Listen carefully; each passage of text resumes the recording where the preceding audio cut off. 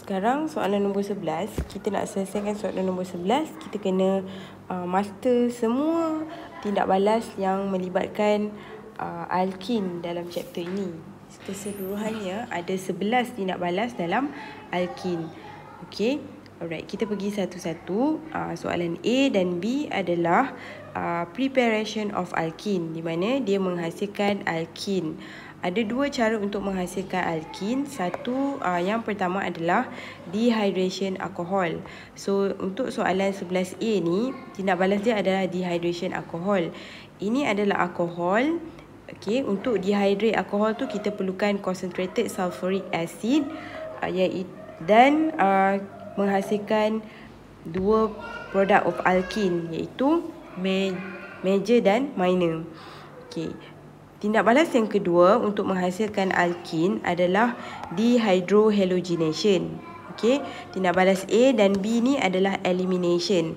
Untuk A, dia adalah eliminate water. Maksudnya dia akan buang H2O. Tapi untuk B, tindak balas dia adalah dehydrohalogenation, buang hidrogen. Okey, and then buang halogen. Okey, contohnya Br ke, Cl ke. Okey.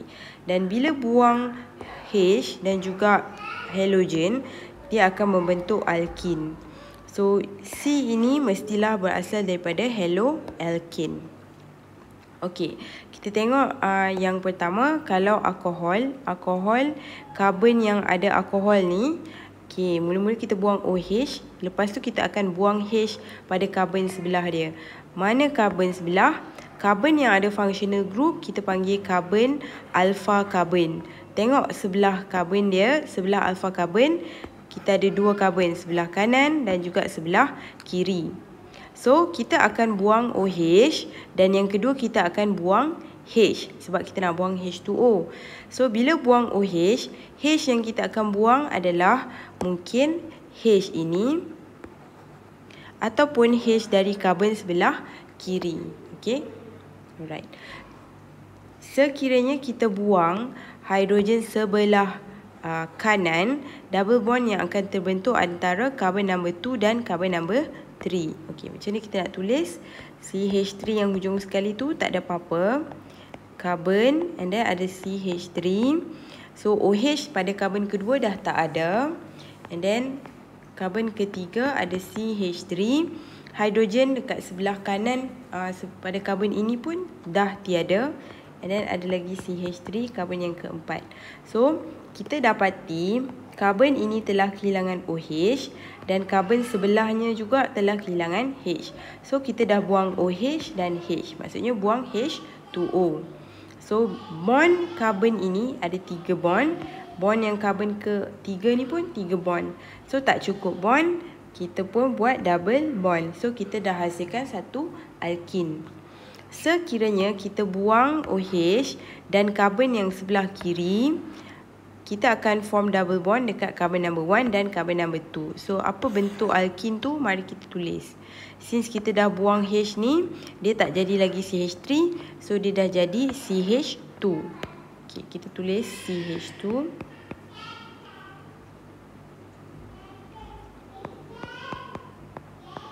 Hidrogen yang ketiga dah hilang. Okey, connect dengan C. Ada CH3. OH yang dekat atas ni pun dah hilang. And then kita ada CH3. Copy. Yang ni tak ada kena-mengena. Kita just copy balik lah. Okey. Maksudnya tadi ada hidrogen ini dan ada OH ni. So, apa yang kita buat? Kita eliminate. Eliminate water and eliminate OH. And then tengok karbon sebelah dia, eliminate hydrogen. So, kita dapati ada empty bond dekat sini. Ada 3 bond untuk karbon pertama dan juga 3 bond untuk karbon kedua. Jadi, kita buat double bond dekat karbon pertama dan kedua. Okay. So, kita dah form alkin. Right. Bila kita dapat dua alkin, yang mana satu major dan minor, kita kena follow Saytzeff rule. So, Saytzeff kata untuk alkin, kita nak tentukan major minor alkin, kita tengok carbon double bond. Zazev kata yang lebih banyak alkyl group akan menjadi major product. So kita tengoklah, ini carbon-carbon double bond, carbon-carbon double bond. Untuk alkene yang pertama ada 4 alkyl group attach pada carbon-carbon double bond. Tapi untuk alkyl yang kedua, carbon double bond yang kedua ni dia ada 1 alkyl group, 2 alkyl group. Yang ni tak ada, yang ni tak ada. So ini 4 alkyl group, ini 2 alkyl group. Jadi 4 alkyl group dia akan menjadi major product. And then yang satu ni sikit alkyl group attached to carbon double bond, so dia akan jadi minor product. Tindak balas yang kedua adalah dehydrohalogenation. So bila kita tengok unknown, lepas tu ada strong base dan ethanol, heat, dia akan menghasilkan alkene. So we believe that C must be haloalkene. So apa haloalkene ni? You buatlah haloalkene yang ada 2 carbon, sebab kat sini ada 2 carbon. And then H2H2, ada H2H2. So yang tak ada kat sini yang kita eliminate adalah H dan juga Br. So bila kita eliminate H dan Br, kita boleh dapat double bond yang alkene. Seterusnya C adalah alkene react dengan hidrogen. So ini alkene react dengan HCl, alkene react dengan HBr. So C, D, E adalah electrophilic addition. Iaitu double bond ada, sekarang kita buka double bond dan kita add dengan electrophile ini. So ni semua electrophile. So those electrophile will be add to the alkene, because alkene has double bond. So what we will do is we just copy back. Kita start daripada sini. Carbon nombor 1, carbon nombor 2, carbon nombor 3, CH3, CH2, and then ada double bond kat sini, CH2, CH2. Saya sedang lukis ni alkyl ni, 3 carbon, CH3, and then CH2 macam tu. So sekarang bila kita buka double bond, buka double bond, hilang double bond ni. Sekarang kita ada empty space yang baru, 1, 2. Tempat kosong kita tambahkan dengan hidrogen. So produk kita adalah alkene. Therefore alkene react dengan hydrogen in the presence of catalyst. Kita panggil tindak balas ni hydrogenation. So hydrogenation of alkene will produce alkane. Next adalah alkene react dengan HCl. HCl ni adalah H plus dan juga Cl minus. So kita expand carbon ini. Carbon ni dah ada berapa bond? 1, 2, 3, 4. So there's no hydrogen. And then carbon yang ini ada 3 bond. So bond yang keempat dia yang kita tak nampak adalah hydrogen. So kita nampakkan hydrogen tu. Kenapa kita nak nampakkan hydrogen tu? Sebab kita nak follow Markovnikov.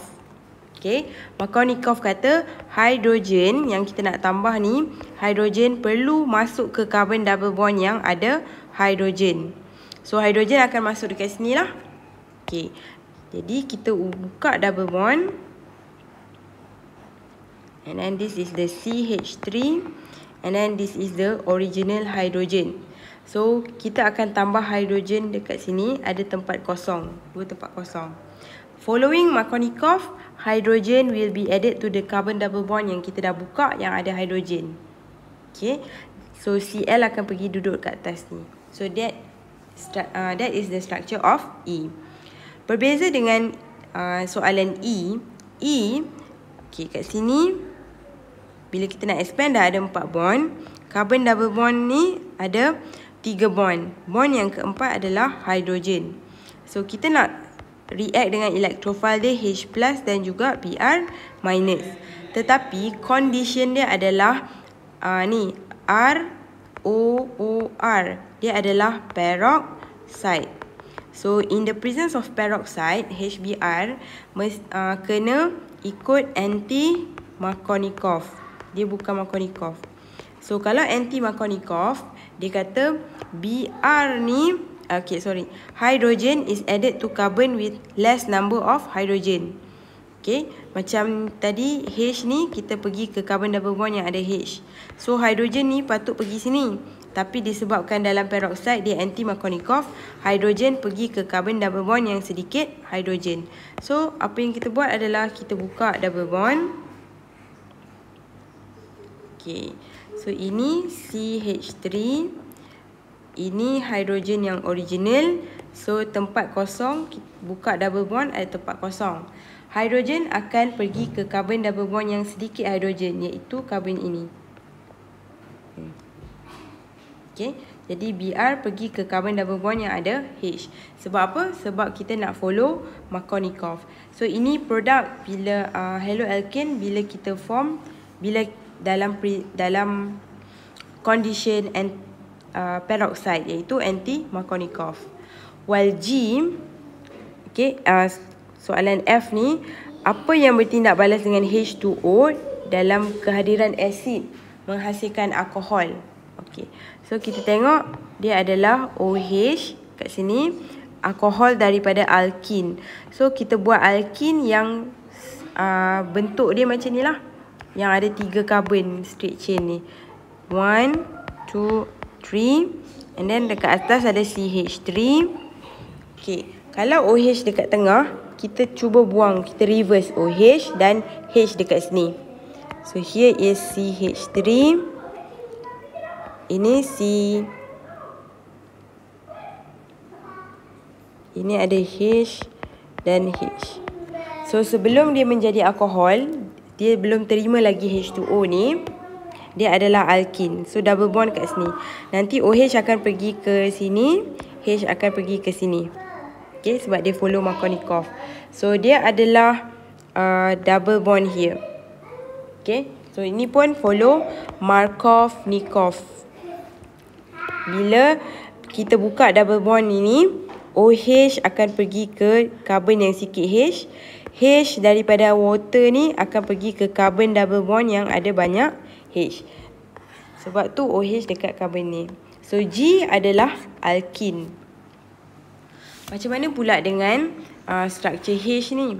Okey, dalam tindak balas alkin ada dia react klorin dalam inert solvent. So H ini adalah alkin. Macam mana struktur H sebagai alkin? Kita carilah bilangan karbon di sini. Ada 4 karbon. Okey, CH3, and then carbon number 1, carbon number 2, carbon number 3, carbon number 4. Okay, so sebelum dia tambah Cl, dia mesti ada double bond dekat sini. So that nanti dia buka double bond, dia akan ada 2 tempat kosong lah. Kat sini tambah Cl, tambah Cl. Macam ni. So mana double bond dia? Kat sini. So this is the structure of alkene H. Manakala H, soalan untuk menghasilkan structure I ni, dia react dengan bromine aqueous. Bila react dengan bromine aqueous, ingat kita nak tambah Br plus dan OH minus. Mana datang OH minus? Daripada aqueous. Okay, so yang ni pun follow Markovnikov juga. Apa dia buat? Kita copy balik carbon number 1, number 2, number 3, CH3, CH2, and then carbon number 3, CH, and then double bond carbon number 4, CH2. Okay, sekarang saya expand. So bila saya buka double bond, saya akan buka double bond macam ni. Ada 2 tempat kosong. Ini tempat kosong, ini tempat kosong. So yang kita nak tambah bila bromine aqueous, kita nak tambah Br plus dahulu. Okay, kenapa nak tambah Br plus dulu? Sebab Br plus miskin, double bond kaya. Nucleophilic site, nucleophile, banyak elektron. So dia buka, Br masuk dulu. Tapi Br nak masuk dekat mana? Carbon CH ataupun CH2. So kita follow Markovnikov. Markovnikov kata spesies yang positif akan masuk kepada carbon double bond yang banyak hidrogen. Okay, so ini adalah carbon double bond yang mempunyai satu hidrogen. Carbon double bond yang kedua tadi ada dua hidrogen. Jadi kat sini Br lah yang akan masuk. So kat sini OH yang akan masuk. Next adalah I, double bond. Okay, sekarang oxidation. Bila buat oxidation untuk structure ni, oxidation dia adalah dalam keadaan beresid dan heat. Ini terbalik oxidation juga, tapi dalam keadaan base dan cold. So benda ni terbalik. Ini sama. Okay, ini H+, ini OH-. Ini panas, ini sejuk. Okay, kita start buat yang senang dulu structure ni. Apa yang kita buat adalah kita copy untuk buat structure N. CH3 and then CH3 CH2. Sekarang double bond dekat sini kita buka. Ada dua tempat kosong. Okey, untuk Kemen reaction dengan Kemen O4 OH cold, bila rujuk nota untuk condition ni dia kata apa? Tips and tricks. Kalau you ada tengok nota saya, iaitu dia buka double bond, dia tambahkan OH di kedua-dua tempat kosong. So dia akan jadi diols. Okay, so ini structure N.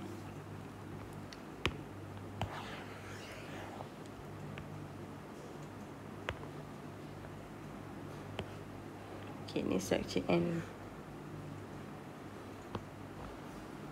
Okay, sekarang kita tengok structure L. Structure L adalah ozonolysis. Step pertama ozon, step kedua hydrolysis catalyzed by zinc. So kita buat apa? Break saja, split kepada dua part. Okay, part 1 is CH3 and then ada double bond. Part yang kedua adalah C double bond H CH3. Okay, so ni part yang pertama, this one. This one part yang kedua. Okay, cara dia adalah potong double bond, split kepada dua part. Lepas tu setiap carbon double bond ni disambungkan dengan O. So double bond sambung dengan O, double bond sambung dengan O. So kita ada dua produk. Produk yang pertama adalah ketone, C double bond O dia dekat tengah-tengah. Produk yang kedua adalah aldehyde, sebab C double bond O dia ada H. Okay, so yang ni tak kisahlah mana-mana satu, L, M, terbalik pun boleh. Yang penting ada dua produk yang betul. Okay, untuk I, untuk mencari struktur J dan K, kita kena expand carbon ini, carbon ni, carbon ini, carbon ini. Okay, cara dia adalah putuskan double bond, putuskan double bond. So kita akan ada dua bahagian. Satu bahagian atas, ni bahagian yang bawah. Okay, kita copy bahagian atas dulu. Maksudnya ni carbon number 1, 2, 3, 4, 5. Okay, bahagian atas ada 5 carbon. 1, CH3, and then carbon double bond. Okay, carbon number 2, carbon number 3. Carbon number 3 ni ada apa yang kita tak nampak? Ada 2 H. So CH.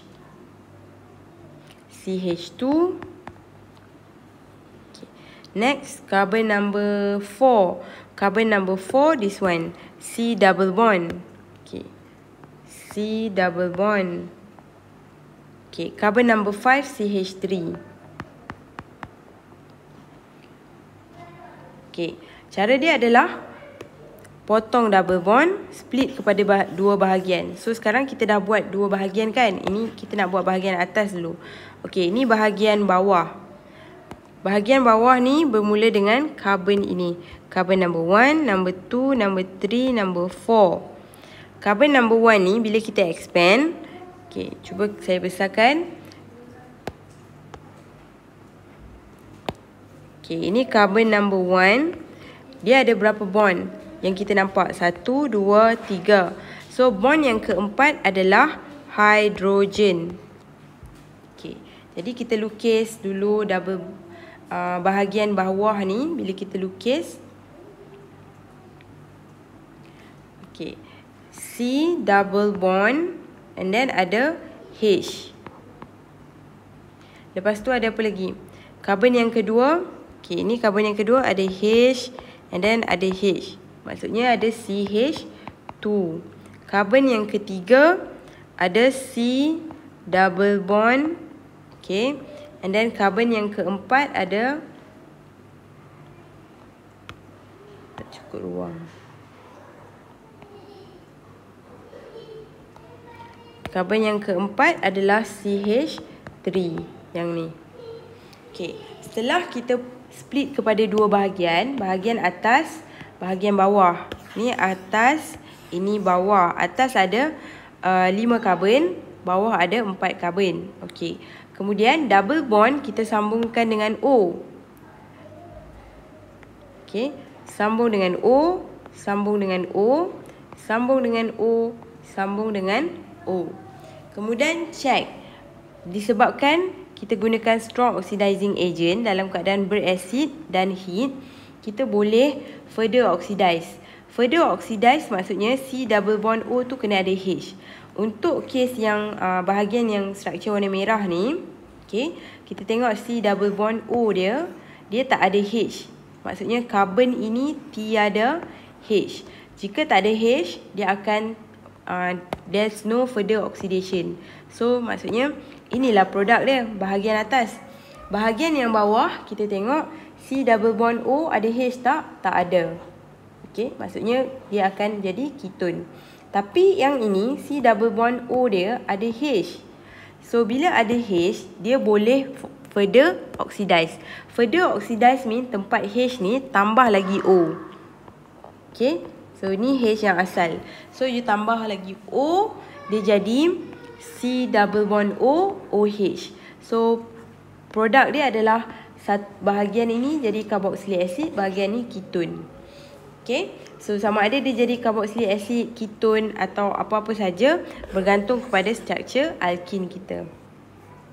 Okay. Alright. Dan last sekali kita nak tengok struktur, apakah struktur O ni? Iaitu alkin oxidize dengan KMnO4 berasid heat. Okay, dia sama macam yang ni. So apa yang kita buat adalah split kepada dua bahagian. Okay, bahagian pertama CH3, CH2 and then CH double bond. Bahagian yang kedua adalah C double bond H2. Okay, kalau ikut nota kuliah, saya kata apa? Selepas split kepada dua bahagian, check. C double bond O sambung dengan C double bond sambung dengan O. Okay, sambung dengan O. Sambung dengan O. Lepas tu, check. C double bond O ni ada H ke tak? C double bond O ada H, boleh oxidize. Kalau ada satu H pada C double bond O, kita further oxidize dengan menambahkan O. So dia jadi OH. So produk dia adalah carboxylic acid. Satu lagi, kalau C double bond O ini mempunyai 2H, dia boleh further oxidize juga. Okey, kalau macam ni dia tambah O dekat 1H. Kalau ada 1H kan. Kalau kat sini dia tambah O, dia tambah lagi O kat sini. So the whole this one, okay, kalau ada 2H, dia akan further oxidize menjadi CO2 dan H2O. Jadi mana struktur O? Struktur O yang ini. Okay, so ini adalah struktur O, iaitu carboxylic acid. Okay, jadi produk bila oxidation dengan acidified oxidizing agent heat, dia akan menjadi pelbagai. Ada yang jadi carboxylic acid plus CO2 dan H2O. Tadi ada yang menjadi ketone, ada yang sebahagian jadi carboxylic acid dan ketone. So asal bila you dapat oxidizing agent condition macam ni, produk dia adalah pelbagai, tak fix, bergantung kepada struktur alkin tu macam mana. Okay, so that's all for question 11.